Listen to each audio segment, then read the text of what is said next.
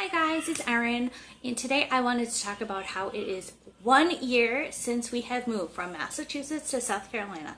I cannot believe it has been a whole year. Oh my goodness.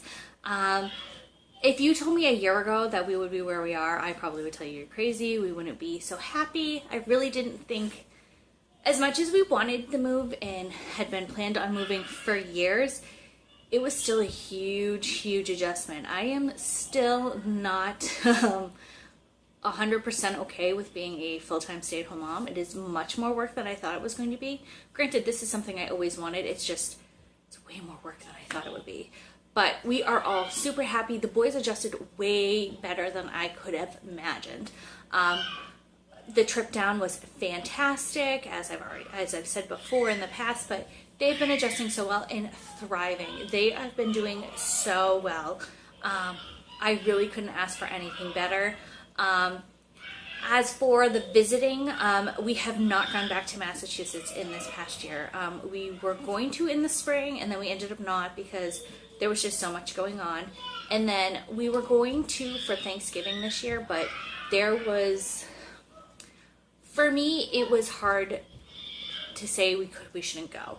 I really do want to go visit. I miss everybody, but Jeffrey is still having a hard time with traveling. He had a hard time adjusting to Ed being gone, not exactly us moving down here, because my husband was gone for 2 months before we moved. He came down early, and so Jeffrey had a hard time with being away from my husband.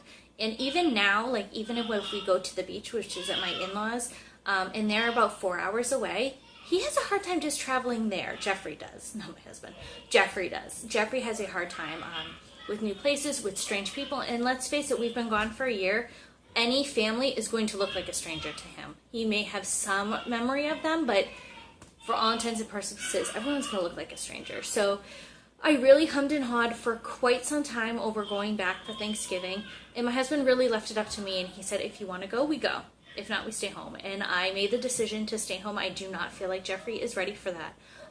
We can go to a friend's house who he sees all the time, and he can have a hard time there after a few hours and need to leave.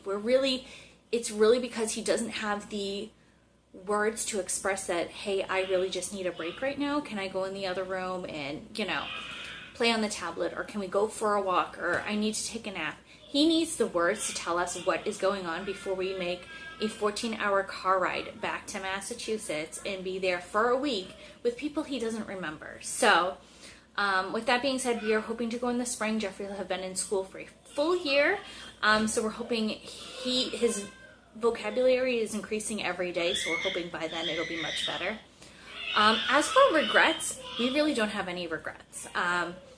I kind of wish we had done it sooner, but I feel like everyone's going to feel that way when you've been trying to do this for so long. I mean, my husband and I started talking about moving when we started dating almost 7 years ago, so it took us a while to get here, but now that we're here, we're so happy, and it has been going fantastic.